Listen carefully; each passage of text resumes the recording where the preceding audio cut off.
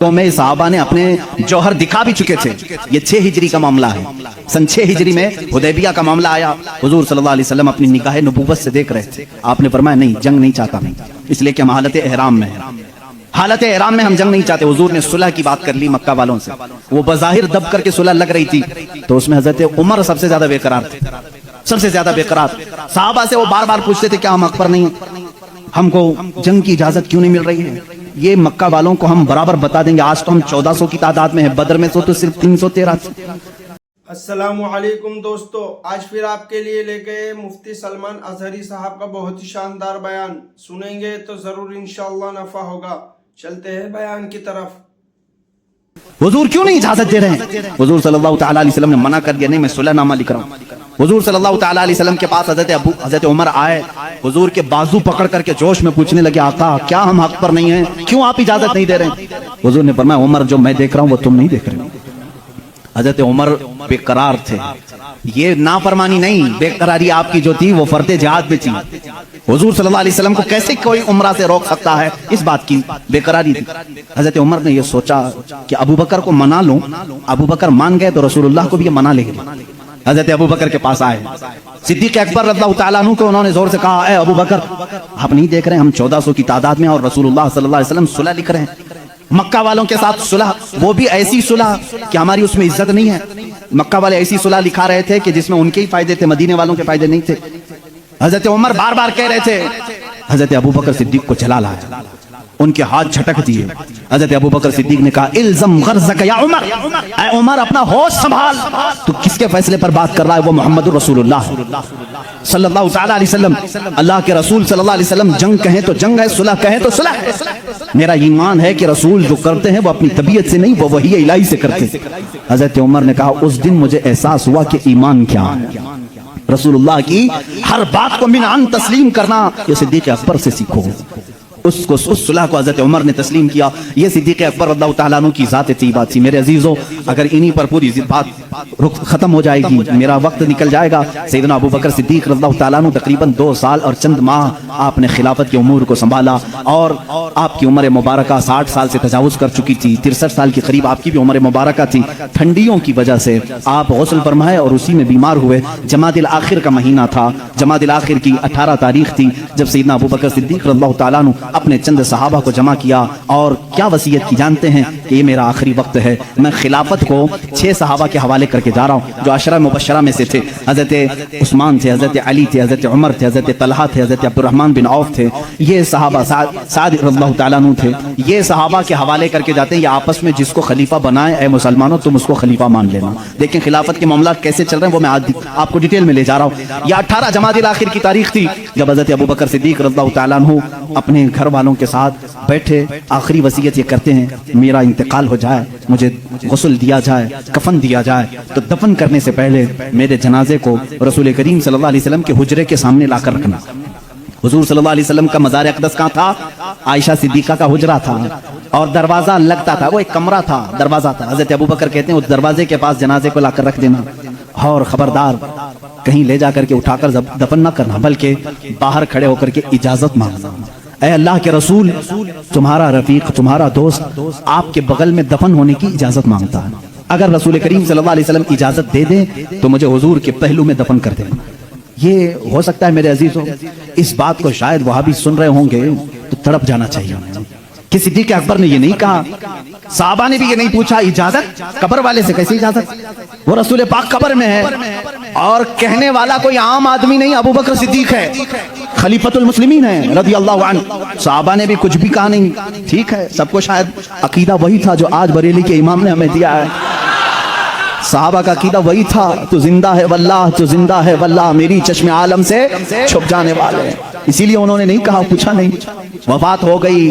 غسل کے بعد تجہیز تکفین کے بعد جنازہ لایا گیا اور ان کے مطابق صحابہ نے دروازے کے باہر کھڑے ہو کر کے پوچھا بھی اے اللہ کے رسول آپ کا رفیق آپ کا خلیل آپ کا یار غار آپ کے پہلو میں دفن ہونا چاہتا ہے.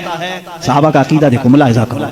اس وقت فرماتے ہیں صحابہ باہر تھے، اچانک دروازے کی چٹکنی کھلی، دروازہ کھل گیا. قبر اطہر سے آواز آئی ادخلوا الحبیب الی الحبیب، حبیب کو حبیب کے ساتھ داخل کرو. अजीज़ान गिरामी, रसूल करीम सल्लल्लाहु तआला अलैहि वसल्लम की इस आवाज़ को कौन नहीं पहचानता था। सिद्दीक़ अकबर रज़ियल्लाहु तआला अन्हु को इजाज़त के बाद दफन किया गया है। हुज़ूर अकरम सल्लल्लाहु तआला अलैहि वसल्लम के पहलू में वो आराम फरमाए हैं। सिद्दीक़ अकबर की क्या ज़ात है मेरे अजीज़ों, दुनिया में थे तो रसूल के साथ रहे, कब्र में हैं तो रसूल के साथ हैं। मेरे आका ने फरमाया क़यामत की सूर फूंकने के बाद दुनिया की सरजमीन से सबसे पहले उठने वाला मैं होऊंगा, दूसरे नंबर पर अबू बकर सिद्दीक़ होंगे, तीसरे हज़रत उमर होंगे। हुज़ूर खुद फरमाते हैं, ऐ लोगों तुम्हें मालूम है महशर के मैदान में मैं किस तरह से आऊंगा। मेरे आका फरमाते हैं मैं अपनी कब्र से उठूंगा, अबू बकर व उमर उठेंगे, मैं दोनों के हाथों पर कंधे, दोनों के कंधों पर अपना हाथ रख करके मैदान महशर में आऊंगा। अल्लाह अल्लाह, वो जलवा कैसे होगा जब एक वजीर इस तरफ हो, दूसरा वजीर उस तरफ हो, बादशाह हिकमत बीच में हो। वो क़यामत के दिन है। इसीलिए मेरे अजीजों, रसूल करीम सल्लल्लाहु तआला अलैहि वसल्लम की बादशाहत आज भी है या नहीं? बादशाह किसको तस्लीम करते हो? बादशाह किसको मानते हो? रसूल करीम सल्लल्लाहु अलैहि वसल्लम को एक मुहक्किक ने बड़े अच्छे अंदाज में मुझसे एक बात कही थी कि दुनिया का निजाम है कि जब बादशाह कुर्सी पे होता है तो वजीर उसके पहलू में होते हैं। वजीर इधर है, इधर कोई वजीर बैठा है। बादशाह जब उठ के चला गया तो वजीर भी चले जाते हैं, वजीरों की कुर्सियां भी खाली होती। बादशाह जब तक बैठा है वजीर भी बैठे हुए हैं। जब तक बादशाह कुर्सी पर है वजीर भी हैं। वजीरों का अगल बगल होना भी इस बात की अलामत है कि निजाम सल्तनत चल रहा है, निजाम सल्तनत चल रहा है। ऐ लोगों, तुम किस खाम ख्याली में हो? क्यों किसी की जय विजय पुकारते हो? क्यों किसी को बादशाह तस्लीम करते हो?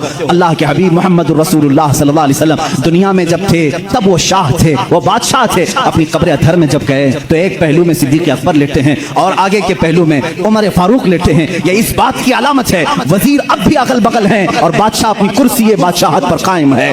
वो जिंदा है वल्लाह, तू जिंदा है वल्लाह, मेरी चश्मे आलम से छुप जाने वाले। जब तक ये कब्रों का मंजर कायम रहेगा समझना रसूलुल्लाह की बादशाहत कायम रहेगी। आई नई हुकूमत, सिक्का नया चलेगा, आलम में रंग बदला, सुबह शबे विलादत बुझ गई जिसके आगे सभी मशालें, शम्मा वो लेकर आया हमारा नबी। मेरे अजीजों, उस नबी का दौर खत्म नहीं हुआ, उस नबी का दौर अब भी बाकी है, उस नबी का दौर अब भी बाकी है। रसूल करीम सल्लल्लाहु अलैहि वसल्लम के जानिसार सहाबा सिद्दीक़ अकबर रज़ियल्लाहु तआला अन्हु की वफात के बाद जो सहाबा मौजूद थे उन्होंने मशवरे से, जो 6 सहाबा थे, मशवरे से बिल इत्तिफाक सैयदना उमर इब्न खत्ताब रज़ियल्लाहु तआला अन्हु के हाथ में बैत कर ली। ये जमादिल आखिर का महीना था, 13वीं हिजरी थी। यहाँ से हज़रत उमर फारूक ने निज़ाम खिलाफत को संभाला। आपका दौर इतना सुनहरा है, इतना सुनहरा है। वो उमर जिसके आदा पे शहदा सकर, इज्जो शान अदालत पे लाखों सलाम। अजीज़ान गिरामी, उस उमर की हम बात करने चले हैं जिसके मुतालिक मेरे नबी ने खुद फरमाया जिस रास्ते से उमर चलते हैं शैतान उस रास्ते पे नहीं आता है। जहां तक उमर की खुशबू जाती है शैतान उससे दूर भागता है। लौ कान बादी नबिय्यन लकान उमर इब्न खत्ताब। हुजूर सल्लल्लाहु अलैहि वसल्लम फरमाते हैं अगर मेरे बाद कोई नबी हो सकता तो उमर इब्न खत्ताब होते, लेकिन मैं खातमुन नबिय्यीन हूं, मेरे बाद कोई नबी नहीं आ सकता। इसलिए कि उमर फारूक रज़ियल्लाहु तआला अन्हु की जुबान पाक ऐसे मशवरे होते थे। कई मर्तबा का मामला ऐसा है लोग अलग अलग मशवरे देते, हजरत उमर जो मशवरा देते थे उसी के मुताबिक कुरान की आयत आ जाती थी। अल मुवाफिक़ु रअयिही लिल वही वल किताब, आपका लक़ब दिया गया। पर्दे के मामला जो आए औरतों पर, ये हजरत उमर के मशवरे से आए। अजान देने के जो अल्फाज हैं ये हजरत उमर के मशवरे से हैं। ये तमाम मामलात में हजरत उमर ने खुद मशवरा दिया था और अल्लाह ने हुक्म भी वैसे ही नाजिल फरमाया। और हदीस में ये मिलता है कि उमर की जुबान पर अल्लाह के कलमे होते हैं। अल्लाह रब्बुल इज्जत की जो सदाकत है, जो हक़ानियत है, हजरत उमर फारूक की जुबान पर कायम होती। सैयदना उमर फारूक रज़ियल्लाहु तआला अन्हु ने 10 साल खिलाफत के इस निज़ाम को संभाला। कितने? 10 साल। लेकिन आपका निज़ाम ऐसा था, आज पूरी दुनिया में लाखों उमर होंगे, लेकिन सिर्फ अगर आप उमर कहोगे तो जहन पहले उमर इब्न खत्ताब की तरफ जाएगा। लाखों उमर आए गए उसके बाद, लेकिन सिर्फ अगर उमर कहोगे या उमर फारूक कहोगे किसी का जहन दूसरे उमर की तरफ नहीं जाता, उसी रसूल की उमर की तरफ जाता है। अपने तो अपने गैरों ने भी मिसाल थी, गैरों ने भी मिसाल थी हिंदुस्तान की। यहाँ पर गांधी जी को आप कौन नहीं जानता? नहीं जानोगे तो विटामिन यम भी नहीं रख सकते। गांधी जी ने खुद अपने तहरीर में लिखा है, मौजूद है ये बात। मोहनदास करमचंद गांधी की बात कर रहा हूं कि मेरे पास हमारे पुराने लोगों की तारीख पेश करने के लिए कोई चीज नहीं है, क्योंकि जिन भगवानों का तज़किरा आज किया जाता है, गांधी जी ने कहा मुझे मालूम नहीं वो हकीकत में थे भी कि नहीं थे। ये मैं दूसरों की बात नहीं कर रहा हूं, इसीलिए तो गांधी जी को आरएसएस वाले नहीं मानते। हाँ, साफ बात मैं बता रहा हूं। انہوں نے لکھا ہے کہ مجھے معلوم نہیں کہ ہمارے مذہب کی جو شخصیات ہیں وہ حقیقت میں تھی بھی کہ نہیں تھی، لیکن ہندوستان کی پارلیمنٹ اب قائم ہوگی تو جو بھی سنبھالے گا میں اس کو 2 نام دے سکتا ہوں کہ ان کی طرح سنبھالو، ایک ابو بکر دوسرے عمر کا۔ کہا کہ یہ 2 نام خالی خیالی نہیں ہیں، فیلڈ پر تھے اور کر کے دکھایا ہے۔ گاندھی جی پڑھے لکھے آدمی تھے اور ہسٹری کے وہ شوقین بھی رہے، جس کی وجہ سے تاریخ میں اس طرح کی دلچسپی تھی۔ ان شخصیات کا حوالہ کیوں دیا؟ کچھ لوگوں نے پوچھا بھی، کہا کہ نظام خلافت، نظام حکومت سنبھالنے کا مطلب یہ نہیں ہے کہ کرسی پر بیٹھے اور کسی قلعے کی فصیل پر چڑھ کر کے صرف چلائے۔ یہ نظام حکومت سنبھالنے کا مطلب نہیں ہے۔ نظام حکومت سنبھالنا اگر چاہتے ہو، تمہیں اگر کرسی پر بٹھایا گیا ہے تو دوسری سب سے بڑی تمہاری ذمہ داری کیا ہوتی ہے؟ وہ یہ 2 خلیفہ کی زندگی میں دیکھو۔ حضرت عمر کہتے ہیں میں ڈھونڈ کر کے غریبوں کی مدد کرنا چاہتا تھا، جو بے کس ہے، جو مجبور ہے۔ مجھے مدینے میں ایک بوڑھی ایسی ملی جس کا کوئی نہیں تھا، وہ غریب بھی تھی، لاچار تھی۔ حضرت عمر کہتے ہیں میں نے سوچا اس بوڑھی کی خدمت کروں گا اس کے گھر میں جا کر کے، لیکن کسی کو پتہ نہ چلے۔ حضرت عمر کہتے ہیں میں صبح جب گیا اس کے گھر پر، اس کے گھر کا کچرا پورا صاف تھا، برتن دھوئے ہوئے تھے، اس کا بستر جھاڑا ہوا، لیکن وہ عورت اپنے بستر سے اٹھنے کے بھی قابل نہیں تھی، بوڑھی عورت تھی۔ حضرت عمر کہتے ہیں دوسرے دن میں گیا، پھر صاف ستھرا تھا، یہ بوڑھی عورت کیسے کام کر جاتی ہے اپنے گھر کے؟ تیسرے دن وہ کہتے ہیں میں فجر کی نماز سے پہلے چھپ کر دیکھنا چاہتا تھا یہ عورت اپنے ہاتھوں سے کیسے گھر کی صفائی کرتی، لیکن وہ کہتے ہیں میں چونک گیا۔ دروازے پر ایک کوئی شخص آیا، کمبل اوڑے ہوئے، جلدی جلدی جھاڑو جھاڑ رہا ہے، برتن مانج رہا ہے، بستر سلیقے سے لگا رہا ہے۔ اذان ہوئی اور فوراً باہر نکلا۔ حضرت عمر کہتے ہیں میں اس پر اسرار خادم کو دیکھنے کے لیے آگے بڑھا، کمبل اٹھایا تو وہ صدیق اکبر تھے، خلیفۃ المسلمین، وقت کا خلیفہ۔ اسی لیے تو خیروں نے متاثر ہو کر کے کہا دن میں اگر وہ نظام خلافت سنبھالتے تھے تو رات کو اپنی رعایا کی خبر گیری بھی کرتے تھے، رات کو اپنی رعایا کی خبر گیری کرتے تھے۔ یہی حال سیدنا عمر ابن خطاب کا ہے۔ حضرت عمر رضی اللہ تعالیٰ عنہ گشت کرتے تھے مدینے کی گلیوں میں۔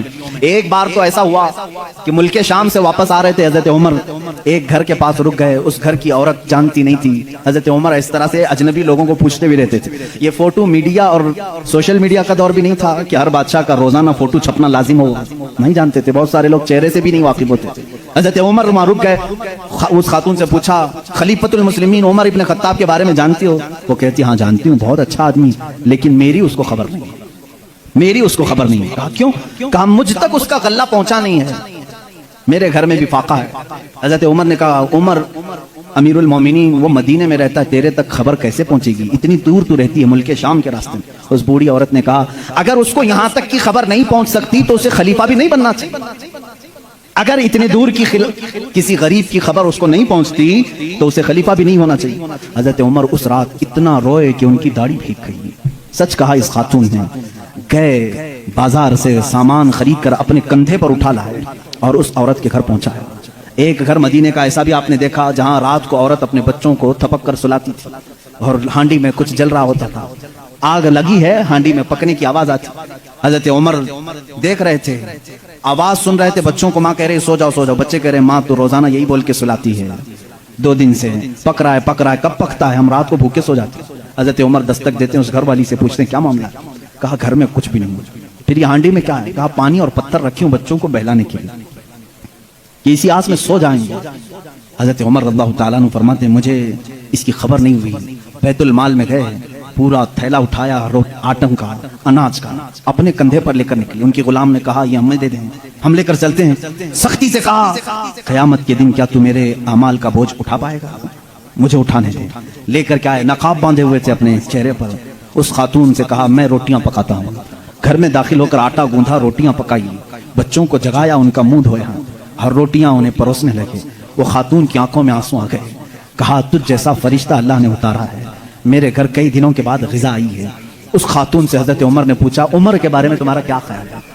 عمر کے بارے میں تمہارا کیا خیال ہے؟ وہ کہتی ہے بہت نیک ہے، خلیفہ رسول ہے، لیکن کیا کروں مجھ جیسی غریب کی فریاد شاید اس تک نہیں پہنچی، اگر میرے بچے بھوکے مر گئے تو میں قیامت کے دن یہ شکایت ضرور کروں گی۔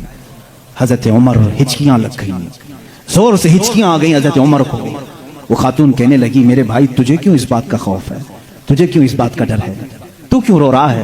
حضرت عمر جن کی آنکھیں لال ہو چکی تھی، غم کی وجہ سے بدن پہ کپ کپی تھی، نقاب ہٹایا، اس خاتون کو کہا عمر ابن خطاب میں ہی۔ وہ خاتون مچل گئی اور کہا اے رب ذوالجلال تو گواہ ہو جا، میں عمر کی یہاں پر بھی گواہی دیتا ہوں اور قیامت کے دن بھی گواہی دوں گی کہ اگر کسی غریب کی خبر گیری کوئی کر سکتا ہے تو وہ عمر ابن خطاب ہے۔ ایک سال پورے مدینے میں قحط آ گیا، وہ پورے سال تک حضرت عمر فاروق نے سالن نہیں کھایا، روٹی کو پانی میں بھگوتے تھے، کھاتے تھے۔ لوگ کہتے تھے آپ کیوں نہیں کھا رہے ہیں، آپ خلیفہ ہیں؟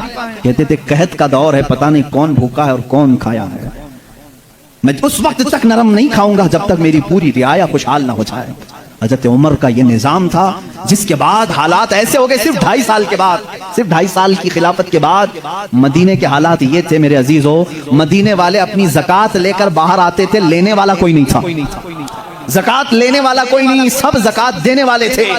سیدنا عمر ابن خطاب رضی اللہ تعالیٰ عنہ نے اتنا کیپیبل کر دیا تھا، حضرت معاذ بن جبل یمن سے وہاں کا مال غنیمت مدینے میں بھیجتے ہیں حضرت عمر کے پاس کہ مدینے کے غربا اور مساکین میں یہ بانٹ دیں، بہت مال آیا تھا۔ حضرت عمر نے وہ زکوٰۃ کے مال کو حضرت معاذ بن جبل پر یہ کہہ کر کے واپس کر دیا، مدینے میں اب کوئی فقیر نہیں رہ گیا، سب زکوٰۃ نکالتے ہیں، اس کا کوئی مستحق نہیں، یمن میں ہی بانٹ دو۔ حضرت معاذ نے پھر دوبارہ بھیجا کہ یمن میں بھی کوئی فقیر باقی نہیں ہے، جو تھے ان کو بانٹنے کے بعد یہ بھیجا گیا ہے۔ حضرت عمر نے وہ مال دور کے کسی ملک بھیجا جہاں فقراء و مساکین سے یہ نظام عدل اگر کوئی قائم کر سکتا ہے تو وہ عمر ابن خطاب ہے رضی اللہ تعالیٰ۔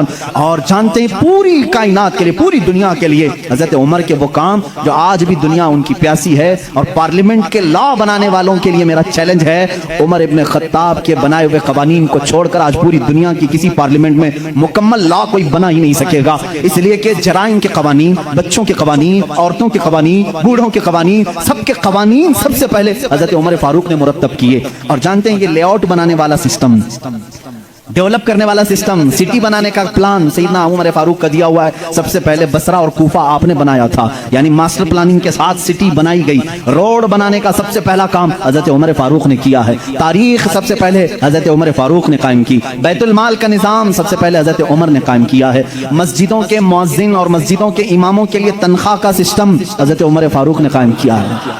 اور اتنا ہی نہیں، عدل کا حال تو ایسا تھا کہ کسی کے ساتھ کوئی رعایت نہیں، کسی کے ساتھ کوئی رعایت نہیں، چاہے وہ کوئی بھی ہو۔ مصر کے گورنر کے بارے میں لوگوں نے صرف اتنا کہا کہ ان کے ہاں بہت قیمتی گھوڑا ہے، بہت پیسوں کا گھوڑا ہے اور ان کا لباس بہت مہنگا ہے، یہ گورنر ہیں۔ حضرت عمر کے پاس یہ شکایت آئی، ان کو بلایا اور بلا کر کے کہا تو رعایا کے ساتھ کیا کرنے کے لیے تجھے بھیجا گیا؟ وہاں کے پیسوں سے تو نے قیمتی گھوڑا خریدا، قیمتی لباس پہنا۔ وہ ان کی گورنری کو معزول کر کے 100 بکریاں خرید کر کے ان کو دیا کہ اب زندگی بھر یہ بکریاں تو چرائے گا۔ بکریاں چرانے پر گورنر کو رکھ دیا۔ یہ ان کے معاملات میں پھر کوئی کچھ نہیں کہہ سکتا تھا۔ بڑے بڑے صحابہ، حضرت سعد ابن ابی وقاص کو معزول کر دیا تھا۔ خالد بن ولید رضی اللہ تعالیٰ عنہ، جن کو سیف اللہ کہا جاتا ہے، جس جہاد میں بھی وہ جاتے تھے فتح ہونا لازمی ہو جاتا تھا، یہ تو سب کو معلوم ہے۔ حضرت خالد بن ولید اپنی زندگی میں اتنی جنگیں کی ہیں، کوئی جنگ میں شکست نہیں ہوئی۔ ان کا یہ فخر تھا، جب جہالت میں تھے نا، اسلام نہیں لائے تھے، وہ جنگ احد کے سپہ سالار بن کے آئے تھے، اس میں بھی ان کو ہی فتح ملی تھی۔ کہتے کفر کی حالت میں بھی اللہ نے فتح ہی دی تھی، اسلام میں آئے تب بھی اللہ نے فتح ہی لکھی تھی۔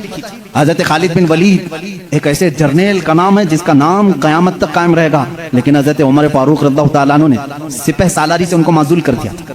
سسپینڈ کرنا معمولی بات نہیں، لیکن حضرت عمر کیوں کرتے تھے جانتے ہیں؟ بعض لوگ اس کو نکتہ چینی کرتے ہیں، حضرت عمر اس کو ہٹائے اس کو ہٹائے۔ حضرت عمر فاروق رضی اللہ تعالیٰ عنہ کے پاس کچھ لوگ سفارش لے کر کے آئے، خالد بن ولید کے بغیر جہاد کا میدان کیسے ہوگا؟ ان کو آپ نے معزول کیا، کہا معزول کیا ہوں لیکن سپاہی بن کر کے وہ جائیں گے، سپاہی بن کر کے جائیں گے، سپہ سالار کوئی اور ہوگا۔ صحابہ نے پوچھا اس فیصلے کو لینے میں کوئی حکمت ہے امیر المومنین؟ اللہ اللہ، توکل دیکھیں۔ امیر المومنین نے کہا ہاں ضرور حکمت ہے، میں مسلمانوں کو یہ بتانا چاہتا ہوں کہ کوئی جہاد، کوئی جنگ خالد بن ولید کی وجہ سے فتح نہیں ہوتی، اللہ کی مدد سے ہوتی ہے۔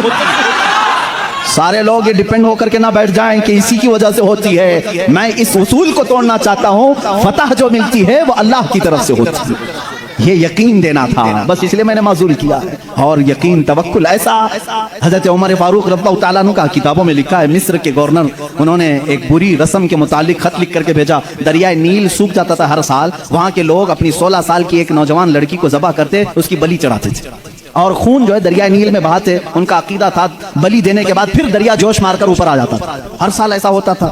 انہوں نے جب اسلامی حکومت وہاں آ گئی تو لوگوں نے وہاں کے گورنر سے، جو مسلمان تھے، صحابی تھے، ان سے پوچھا ہر سال ہمارا معمول ہے، اس سال بھی آپ اجازت دیں، جلوس نکالیں گے، ایک لڑکی کو ذبح کریں گے، اس کا خون ڈالیں گے؟ انہوں نے کہا میں تو یہ کام نہیں کروں گا، اور اگر ایسا ہے تو دیکھا جائے گا وہ خاموش رہے، دریائے نیل حقیقت میں سوکھ گئے، پانی نیچے چلا گیا، لڑکی کی بلی نہیں دی تو یاد رکھنا شیطان اس طرح کی حرکتیں تمہیں کر کے دکھایا گا تاکہ تمہارا عقیدہ خراب ہو جائے۔ اس گورنر نے حضرت عمر کے پاس خط لکھا کہ اس کا کیا کروں، یہ کیسے حل نکالوں۔ حضرت عمر فاروق رضی اللہ تعالیٰ عنہ نے جواب میں 2 خط بھیجے، ایک گورنر کے نام اور ایک دریائے نیل کے نام۔ دریائے نیل دریا ہے، کیا دریا بھی خط پڑھتا ہے؟ دریا بھی بات چیت کرتا ہے؟ ہاں، رسول کے غلاموں کے ساتھ ہر چیز بات چیت کرتی ہے، ہر چیز بات چیت کرتی ہے۔ حضرت عمر نے ایک خط گورنر کے نام پر لکھا، تم فکر مت کرو، تم اپنے کام پر باقی رہو، رسول اللہ کی شریعت کا نفاذ قائم رہے، اور رہی بات دریا جو سوکھتا ہے، میں اس کو لیٹر لکھ رہا ہوں۔ اس کو خط لکھا، کیا بسم اللہ الرحمن الرحیم، اے نیل، یہ خط عمر ابن خطاب رسول اللہ کے خلیفہ کی طرف سے دریائے نیل کے لیے۔ میں کہتا ہوں اے نیل، اگر تو اپنی مرضی سے بہتا ہے تو ہمیں تیرے پانی کی ضرورت نہیں، اور اگر تو اللہ کے حکم سے بہتا ہے تو عمر ابن خطاب رسول کی خلافت کو جو قائم کیا ہے حکم دیتا ہے کہ اللہ کے حکم سے جاری ہو جا۔ اتنا لکھا اور کہا یہ دریائے نیل کو دینا اور یہ مصر کے گورنر کو دینا۔ خط لے کر کے قاصد آیا، قاصد نے گورنر کو خط پکڑا ہے، گورنر کے نام پر تھا وہ پہنچا، دریائے نیل کے نام پر تھا جو دریائے نیل کو دیا گیا۔ اس وقت موجود مصر کے سارے لوگ شاہد ہیں، اسی وقت دریائے نیل کا پانی جوش مار کر 16 گز اوپر آ چکا تھا۔ آج تک دریائے نیل دوبارہ کبھی نہیں سوکھا، 14 صدیاں گزر گئی۔ میں خود دریائے نیل کی کشتی کی سواری کر چکا ہوں۔ مصر میں 5 سال تک قاہرہ میں پانی برستا نہیں، بارش نہیں آتی۔ 5 سال، تقریباً 4 سال تک رہے، ایک دن بھی بارش نہیں دیکھی۔ 5 سال تک بارش نہیں آتی، لیکن دریائے نیل میں جاؤ تو لبالب بھرا رہتا ہے، ایسا لگتا ہے کہ خط کا اثر آج بھی باقی ہے۔ رسول اللہ کے غلاموں کی حکومت ہر شے پر قائم ہے، ہر شے پر قائم ہے۔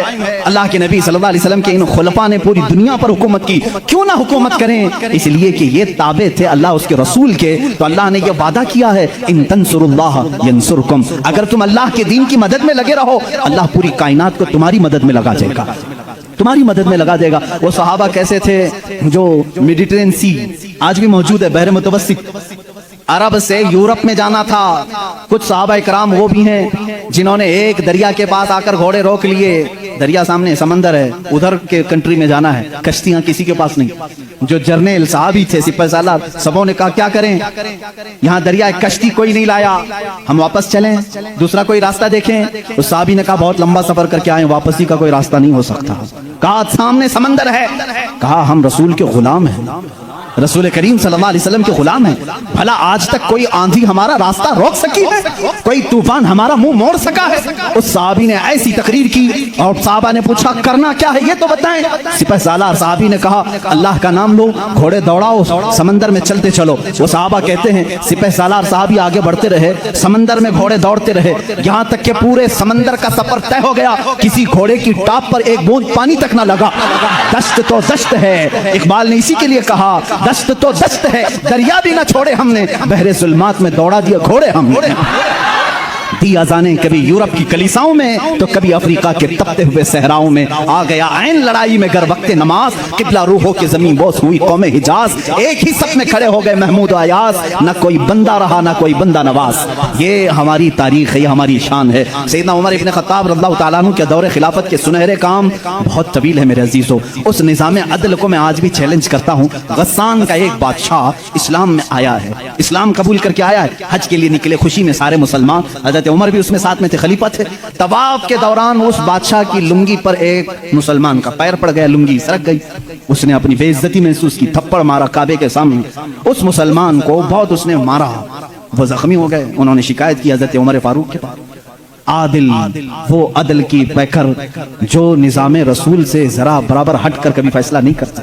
حضرت عمر کا فیصلہ تو وہ ہے کہ ایک بندہ یہ حضور کے پاس فیصلہ لے کر کے آیا تھا، معلوم ہے نا، ایک یہودی اور ایک مسلمان زمین کے جھگڑے میں فیصلہ کیا، حضور نے فیصلہ کیا یہودی کے حق میں یہ زمین تو چھوڑ دے، لیکن وہ مسلمان منافق تھا، دل میں بغض تھا، اس نے کہا میں رسول کا فیصلہ نہیں مانتا، عمر کے پاس فیصلہ لیں گے، عمر کے پاس کریں گے۔ وہ یہودی کو یقین تھا جو رسول فیصلہ کریں گے وہی عمر بھی کریں گے، لیکن یہاں معاملہ بدل گیا، یہاں معاملہ بدل گیا۔ وہ منافق یہ سوچتا تھا کہ عمر کو میں اپنی باتوں میں لے لوں گا، یہ یہودی ہے ہمارے دشمن ہے، زمین میرے حوالے کر دی جائے۔ حضرت عمر کے پاس دونوں گئے اور کہا ہمارا معاملہ ایسا ایسا ہے۔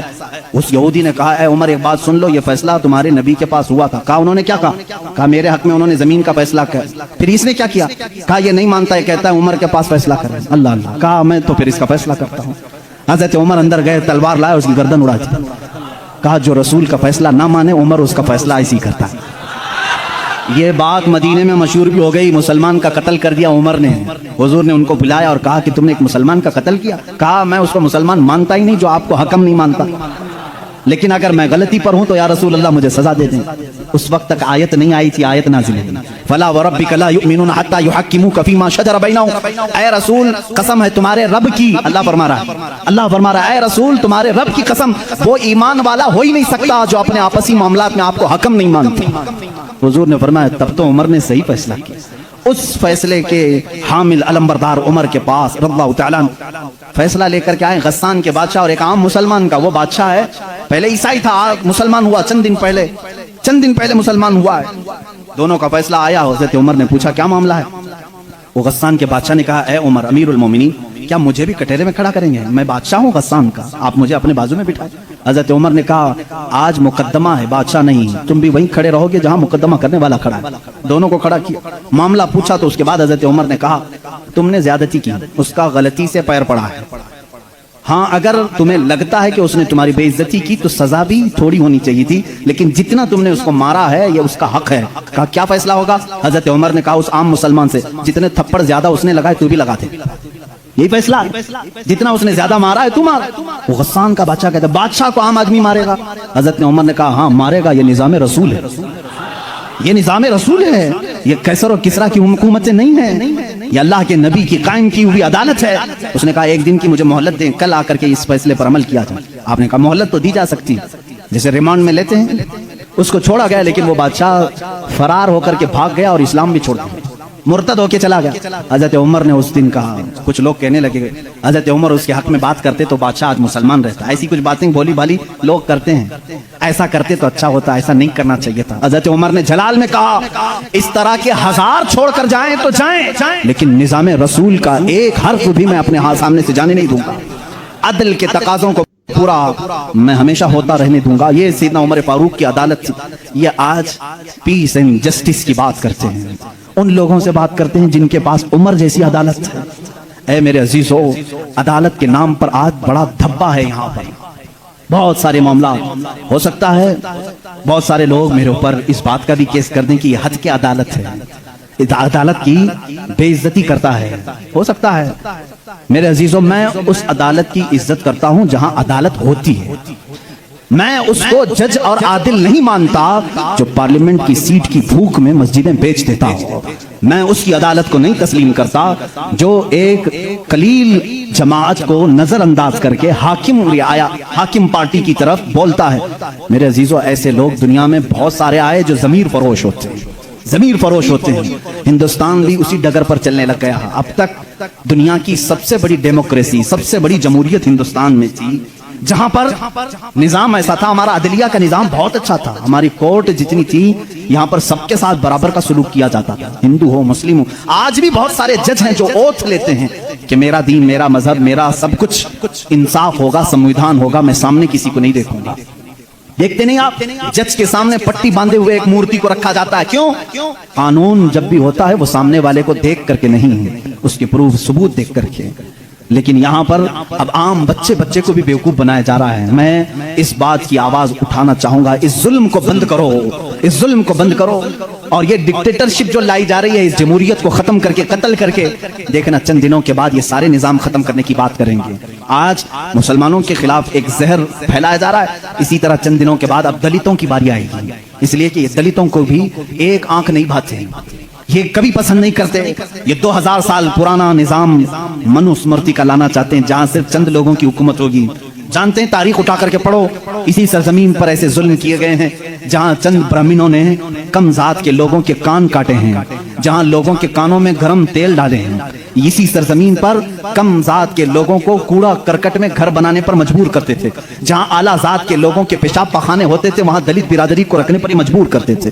हर एक के गले में रस्सी बांधकर एक मटका लटकाते थे कि थूकना है तो दलित जमीन पर थूक नहीं सकता, उस मटके में थूकेगा। اس لیے کہ اس کا تھوک زمین پر پڑے تو یہ آپ شگن سمجھتے ہیں. اس پورے نظام کو یہاں پہلے ہندوستان میں یہ ساری چیزیں چلی ہیں, کاسٹزم, ذات برادری, اونچ نیچ کے معاملات چلتے رہے.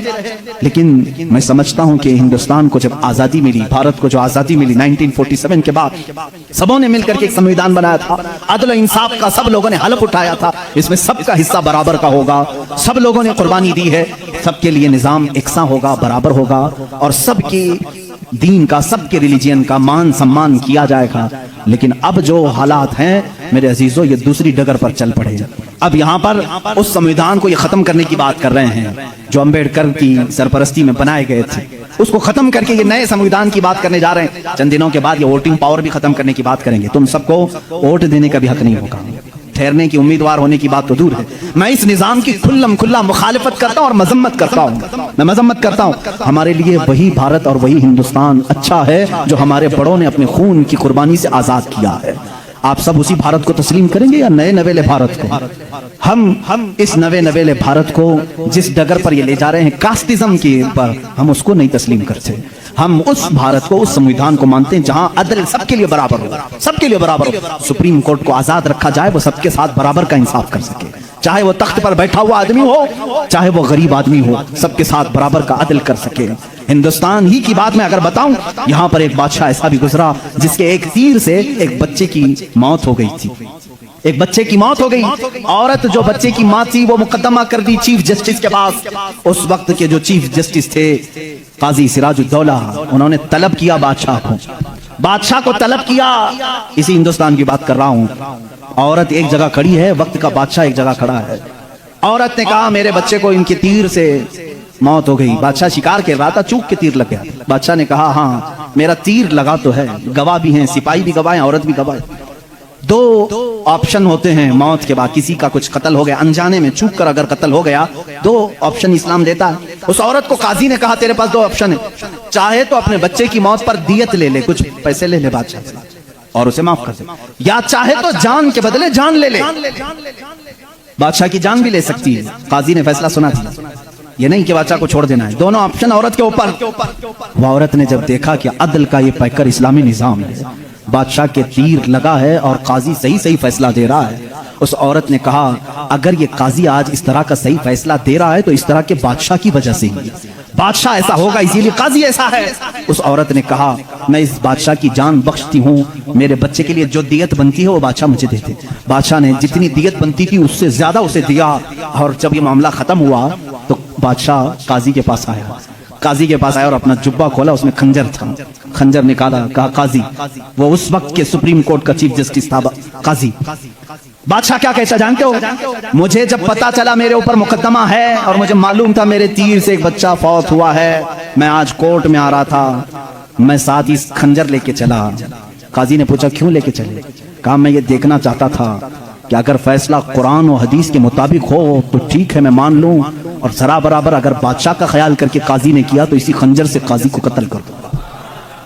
بادشاہ نے یہ کہا, قاضی مسکرایا اور اپنے گدے سے اٹھ گیا اور چادر ہٹائی. نیچے بہت بڑا کوڑا تھا. کہا بادشاہ تمہیں معلوم ہے میں آج پہلی مرتبہ اس کرسی پر آنے کے بعد, اس گدے پہ آنے کے وقت کوڑا نیچے لے کر بیٹھا ہوں. کہا کیوں؟ کہا میں نے اسی وقت طے کر لیا کہ بادشاہ کو کٹہرے میں کھڑا کروں گا اور فیصلہ قرآن و حدیث کے مطابق سناؤں گا. اگر بادشاہ مان لیا تو ٹھیک, ورنہ میں اس کوڑے سے اسے منواؤں گا. یہ نظام اسلام تھا, یہ عدل کے تقاضے تھے.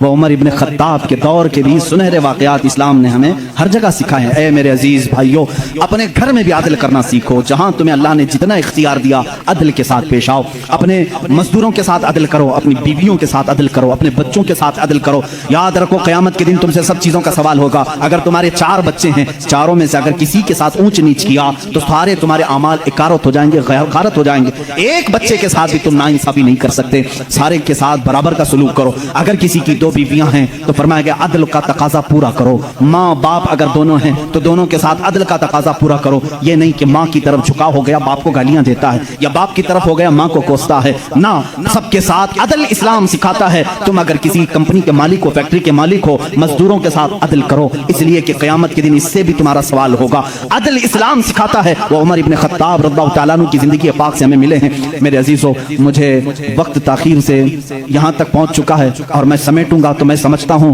عثمان ابن عفان اور حیدر کرار رضی اللہ تعالیٰ عنہما کی ذات کے ساتھ ناانصافی ہو جائے گی، اور میں قطعاً یہ نہیں چاہتا کہ ان بزرگ ہستیوں کے ساتھ جہاں ایک ذو النورین ہے تو دوسرا حیدر کرار ہے، جن کی ذات دو جملوں میں کمپلیٹ نہیں ہو سکتی، دو باتوں میں مکمل نہیں ہو سکتی، اس لیے تھوڑی سی قربانی کے ساتھ کل کی ایک اور رات ہم انشاءاللہ ان خلفاء کی زندگی پر گفتگو کریں گے، اس لیے کہ میرا معمول تو یہ تھا کل کا دن میں نے پورے اہل بیت کے لیے وقت کرنا تھا، لیکن خلفائے راشدین کی بات کے بعد انشاءاللہ العزیز اہل بیت اطہار کی بھی زندگی ہم ذکر کریں گے۔ ان دو ہستیوں کی میں نے مختصر جھلکیاں آپ کے سامنے رکھی، خلاصہ کلام زندگی میں دو باتیں آج لے کر کے جاؤ، ایک صدیق کی صداقت، دوسرے عمر کی عدالت، اگر یہ زندگی میں آ گئیں تو سمجھ لو اقبال نے کیا کہا جانتے ہیں؟ شاعر مشرق کہتے ہیں سبق پڑھ پھر صداقت کا، عدالت کا، سخاوت کا، سبق پڑھ پھر صداقت کا، عدالت کا، سخاوت کا، لیا جائے گا کام تجھ سے دنیا کی امامت کا، لیا جائے گا کام تجھ سے دنیا کی امامت کا۔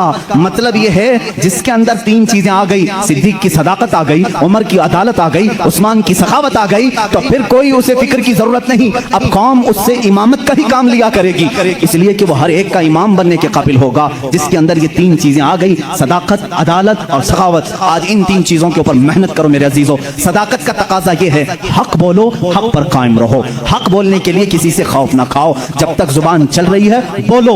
میں تو یہی سمجھتا ہوں، میرا مذہب، میرا مسلک یہی ہے، میں حسینی ہوں، حق گو ہوں، میں حسینی ہوں، وفادار ہوں، میں حسینی ہوں، شجاعت کا علمبردار ہوں، یہ ہمارے نعرے ہونے چاہیے۔ میں حسینی ہوں، یزید کے ہاتھ میں ہاتھ دینے والا نہیں، میں حسینی ہوں، حکومت کے دباؤ میں آنے والا نہیں، میں حسینی ہوں، ظلم کا ساتھ دینے والا نہیں، میں حسینی ہوں، مظلوموں کے ساتھ رہنے والا ہوں۔ اسی طرح آپ سب یہ بھی نعرہ لگائیں گے میں صدیق کی صداقت کا علمبردار ہوں، بات 50,000 کے مجمع میں بھی وہی کروں گا اور 5 لوگوں کے مجمع میں بھی وہی کروں گا۔ اگر 5 مسلمان ہیں تب بھی میں کہوں گا اللہ سب سے بڑا ہے، تخت پر مجھے بٹھایا جائے تب بھی کہوں گا اللہ سب سے بڑا ہے۔ یہ صدیق کا مزاج ہمیں دیتا ہے، صدیق کی ذات سے جو مزاج ہمیں ملتا ہے وہ یہ ہے اگر تم تخت پر بیٹھو تب بھی یہ کہو اللہ سب سے بڑا ہے، اور اگر تم اپنے گھر میں ہو تب بھی کہو اللہ سب سے بڑا ہے۔ اور عمر کا مزاج کیا کہتا ہے جانتے ہو؟ ایک بار آپ کو لوگوں نے امیر المومنین کا نعرہ لگایا جب بیت المقدس فتح ہوا تھا، اللہ اللہ آپ رو پڑے، سارے لوگوں کو جمع کیا، ایک اونچے ٹیلے پر کھڑے ہو گئے، خطبہ دیا، رونے لگے، اے مسلمانوں آج تم نے مجھے امیر المومنین کہہ کے پکارا ہے، امیر المومنین کہہ رہے ہو، سنو میں اپنی حیثیت بتاتا ہوں، میری ذات کیا ہے، میں خطاب کا وہی بیٹا عمر ہوں۔ آپ کے باپ کا نام کیا تھا؟ خطاب۔ حضرت عمر کہتے ہیں میں خطاب کا وہی بیٹا عمر ہوں جس سے بچپن میں 2 بکریاں بھی نہیں سنبھالی جاتی تھی۔ میرے باپ مجھ کو 2 بکریاں دے کر بھیجتے تھے، میں انہیں سنبھالنے کے لیے جاتا، کبھی ایک ادھر بھاگتی کبھی وہ ادھر بھاگتی، میرے باپ بڑے سخت تھے، مجھے گھونسے مارتے تھے، مجھے تھپڑ مارتے تھے، میں بارہا میرے باپ کی مار کھایا ہوں، مجھ سے 2 بکریاں نہیں سنبھالی جاتی تھی۔ اور آج حالت یہ ہے 25 لاکھ مربع میل پر تنہا عمر فاروق کی زماں میں حکومت ہے، مجال ہے ملک شام میں کوئی آواز اٹھا سکے، مجال ہے کوئی یمن میں آواز اٹھا سکے، مجال ہے کوئی مصر میں آواز اٹھا سکے، مجال ہے کوئی عراق میں آواز اٹھا سکے، کسی کی آواز نہیں اٹھتی۔ بیک وقت اس زمانے کی 7 کنٹریوں کو تنہا مدینے میں بیٹھ کر کے وہ دیکھ رہے تھے، نہاوند میں جنگ ہو رہی ہے، نہاوند میں جنگ ہو رہی ہے، ایک صحابی ساریہ ان کو عمر فاروق مسجد نبوی میں خطابت کے درمیان پکار کر کہتے یا ساریہ الی الجبل، یا ساریہ الی الجبل، یا ساریہ الی الجبل۔ مدینے میں حضرت عمر فاروق جمعہ کا خطبہ دے رہے ہیں اور پکار رہے ہیں ساریہ پہاڑ کی طرف جاؤ، پہاڑ کی طرف جاؤ، پہاڑ کی طرف جاؤ۔ مسجد میں بیٹھے ہوئے کسی کو کچھ سمجھ میں نہیں آیا۔ 1 مہینے کے بعد وہ لشکر نہاون سے آیا، پوچھا گیا کیا ہوا تمہارے ساتھ؟ حضرت ساریہ اس جنگ کے سپہ سالار سے کہتے ہیں